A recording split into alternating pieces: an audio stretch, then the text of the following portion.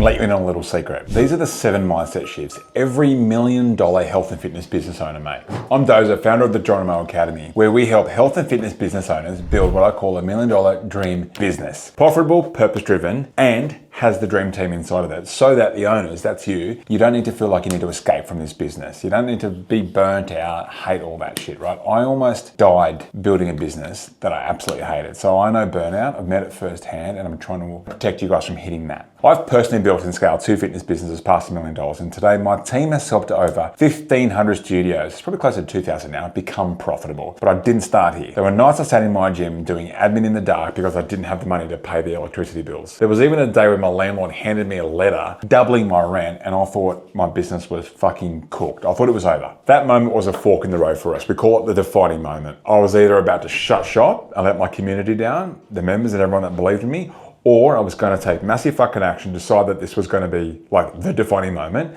figure it out, and then actually decide how to run this business properly. And what pulled me out of that mess wasn't another tactic, ad, a template, or a hack. It was how I thought. It was all up here. It wasn't the skill set. It wasn't a tool set. It was all mindset. Now I run a multi-million-dollar company built around one mission: to help 1,000 business owners or more build a $1 million dream business and life without burnout, so that they don't need to escape from it. And to do that, here are 7 mindset shifts that took me from a burnt out operator to a 8-figure owner. So the first shift was stop being the chief everything officer, and instead become the motherfucking CEO, as Andrew Frisella calls it. The CEO, right? The chief executive officer. Like, if you get stuck in being the chief everything officer, like I did, when I went down, when I had that heart attack and I disappeared for 3, 4, 5 months, heavy therapy, the whole thing, like the business almost died because I didn't teach the rest of my team how to fly the plane. So instead of becoming the chief everything officer, the shift that I've made now is I'm the CEO. So I focus now on, I build the playbooks, I build the team, and I coach the team on executing the playbook so they can achieve the outcome without me having to do all the execution type stuff. And so when that happens, you work more on the business than in the business. So my question to you is, if you're the chief everything officer and you become sick, what's going to happen? If I needed to like kidnap you and take you away from your business for 3 or 4 months, who would actually run the business? Is anyone else built up enough and developed enough to be able to do that? Goal isn't to be the hardest worker in the room. It's to be the least necessary in your business, because here's the mindset shift. If you're still the most valuable person in your business, then your business is not that valuable. When I sold my first studio after it made $1 million, you'd have to scroll back pretty fucking far to find me on the Instagram, because I wanted the prospective purchaser of this business to want to pay higher multiples because I wasn't necessary. We want to move you from being the hero, the chief everything officer, to becoming the CEO and leading, not doing. That's the first thing. When I made that shift, I went from like struggling at about $100,000 a month to, now we're doing over $1 million a month. And so that's not a brag, that's just to say it feels easier. And I've 10x, bruh. Speaking of 10x, here's the next mindset shift. You've got to 10x your vision. I probably meet like 25 new studio owners every single week. And every time I ask them, what is it that you want? And this is their language, so just pay attention. Oh, if I could just get another 20 members, if we could just get above break even, if I could just get to 200, I go, hang on a second. This is all like 2x thinking, right? It's like just incremental. If no one's listening, we stop the recording and there were no rules, what do you really want? And then the next answer is still a little bit like permission-based. And I go, seriously, what do you fucking want? Like, to be to a point where it's like, fuck yeah, I can't believe I achieved that. And then I see their body kind of change. They sit up in their seat a little bit, they take a deep breath and they go, I want to have a fucking $1 million business. I want to take 3 holidays a year. I go, fuck yes, right? And then I start cranking up the sharpness around it. And we get to a place where they're like, they can't even fathom what they're saying, because what's happened in their business is, because they've had so many setbacks after setbacks after setbacks, their vision has kind of shrunk, which is sad to see. We see it all the time. And so part of what I do first is like, I like a balloon. I help them kind of build their belief back in what's possible, because it's not that you're shit, you just haven't had the right plan to work on, okay? So the biggest thing I kind of get people to do is like add a zero. Think about that, add a zero. So when you set a 10x vision or goal, you start asking better questions. There's a great book called 10x is easier than 2x. So instead of it being, how can I save, or how can I just get to somewhere? It's like, who can I serve at scale? The BFOG, the big fuck off goal, right? I want you to put a better attitude around it. Bigger thinking forces better systems and more impact. Like little goals, 10 more members, 20 more members. It's just incremental thinking. And to be honest, it's not enough to just jolt you out of whatever you're doing at the moment. I want you to apply massive fucking vision to it, massive action, and thinking bigger. That's where your innovation will come from. Like, that's where world-changing innovation actually comes from. It's 10x thinking. And the other thing I will say about this is not only do you 10x your vision, but what actually helped me as well is shifting away from just playing not to lose to playing to win.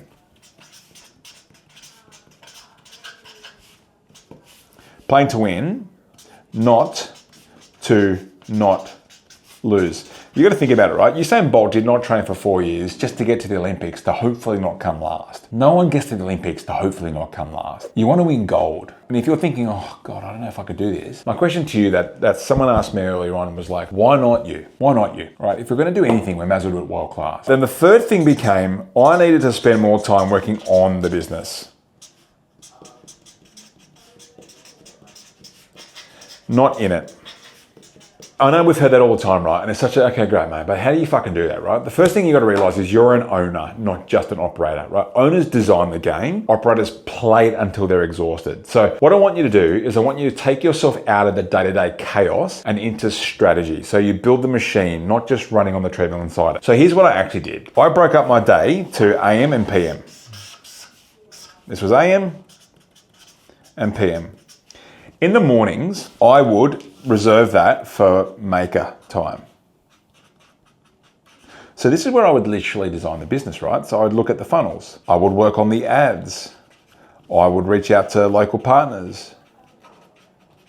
I would design the hiring funnel to like make sure I'm attracting the right talent. And I'd work on our 3-year vision. That's the maker time. And then in the afternoon, I would reserve for the manager time. So that would be the one-on-ones. That would be the questions with the team. That would be the performance plans. And that would just be like the troubleshooting, problem solving.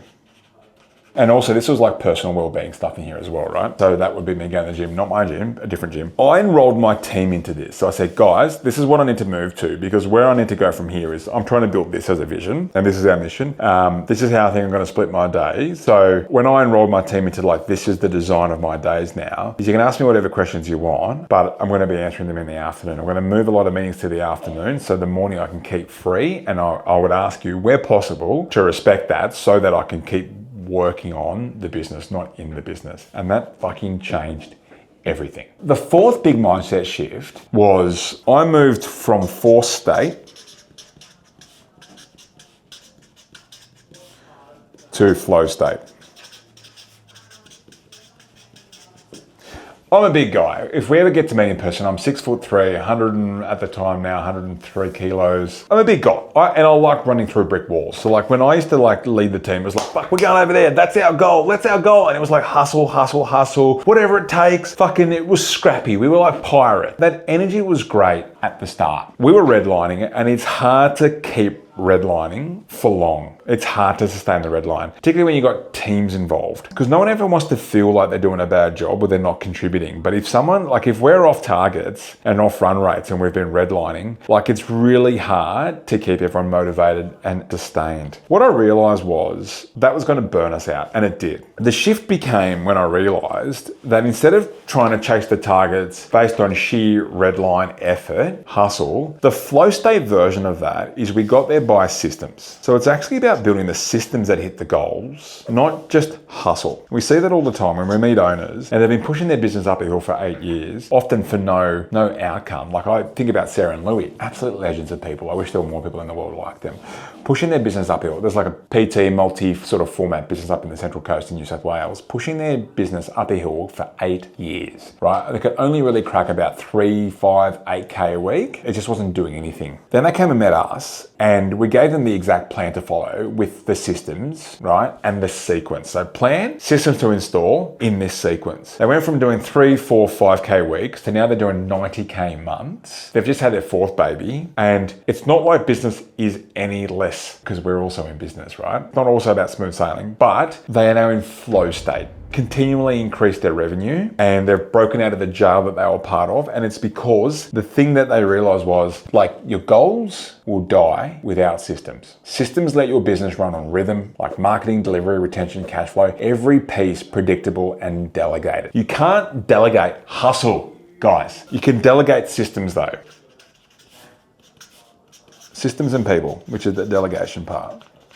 $1 million studio isn't built from hustle. It's built from habits and systems executed by a team that doesn't rely on your memory or your X factor. That's how you build a business that doesn't need you, which means that's your dream business, right? It's spitting out 30% net profit, it's under management, and it fuels your ideal life that you don't need to be chained to your business. That's the whole point. Number 5, the best shift. It's so clean. And I still remember the day that this happened, being the chief everything's officer and having to figure it out all the time, which is like working out the how all the time. It became exhausting. So instead of just you always having to do the how, stop asking, how do I do this? And start asking, who can do this better? So not how, who. I actually started doing the Cert 3 back when I had the gyms. I started becoming certified. Then I stopped myself and go, hang on a second. Why am I doing a fucking Cert 3? I never want to get to the point where I'm going to be the phone call to cover 25 shifts that week because a trainer's gone down sick. Not how. The how is me completing the Cert 3. The who is, let's work out our hiring funnel so I never have to run out of coaches, and I've always got coaches on hand so I never have to become the person that does all those shifts. So every time you hire a who,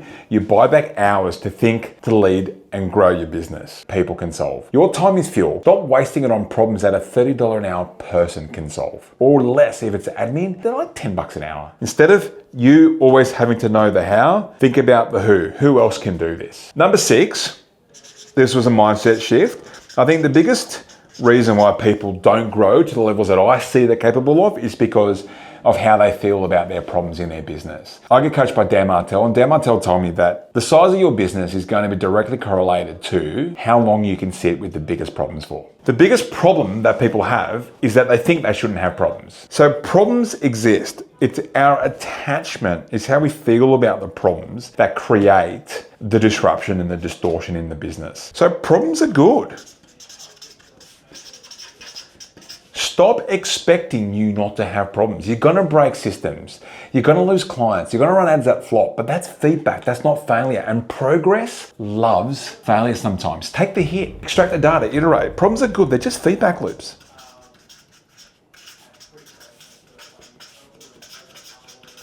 Right? You just got to get better at knowing which problem is the biggest problem to focus on first, which is called the theory of constraints, right? Which I can go through in a different video. But problems are fine. Problems are good. Problems are good, okay? But we've got to get better at knowing which problem, one of them, is the biggest one for me to solve. Otherwise, there is a difference between a bin fire and your kitchen's on fire. There's gas. They're two very different types of fires, but there's always going to be a fire in your business. Like, once someone told me that, I actually relaxed into it. It's like, it's fine. Right now, where we are now in this particular business, like, we are growing that fast that most of our systems, all this shit, is breaking every 3 to 6 months. I used to think that was shit, but actually it's progress. And number 7, get in bigger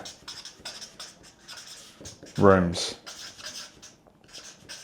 If I look back in if I like plot my path in business, I can point back every exponential jump to someone that I met in a room somewhere. You can't be what you can't see. Your environment, your people you hang around with, they dictate your ceiling. If you're always the smartest person in the room, you're in the wrong room. 7-figure owners surround themselves with 8-figure owners. People who think in assets, not hours. They think in like the balance sheet, not just the P&L. Like, be where the growth is normal, not exceptional. If you're in a room and if you're in a circle where you're the kind of like rare species, trust me, there is somewhere else in the world, it's probably a lot closer than you think, where like like you are normal and like winning is a much more normal, and you want to get to a point where you're stretching your vision. Like the people that I speak to are like 4 or 5 times ahead of me. Again, you know, at the time of filming this, we've just hit 10,000 followers on Instagram. The person that I learned from is at 1.5 million on Instagram. Do you get what I mean? There's no point me being a big fish in a small pond, because what happens is our capacity only expands at our extremities. Think about that. So if we're not getting expanded, it might feel nice because we feel comfortable and we know all the answers, but that is not where you're going to grow. I spent too long playing small, trying to outwork problems that needed outthinking. The day I stopped trying to be the hero and started building a system and a team and a vision, it changed everything. Your studio isn't just a business, it's the heartbeat of your community. I believe your businesses, the most important businesses in the neighborhood. Mental health, physical health, you're the third space for so many people. You are the outlet for so many people. It deserves to grow, it deserves to stay open, it deserves to thrive, because you're the life changers, right? And I want to change the lives of the life changers. You deserve to grow. Why not you? Why not you? If this hits home, drop a comment below with which mindset shift you're working on. Hit like so more studio owners see this, and my kids will kill me if I don't say this. Smash the subscribe button, and if you made it this far, you'll probably want to watch this video.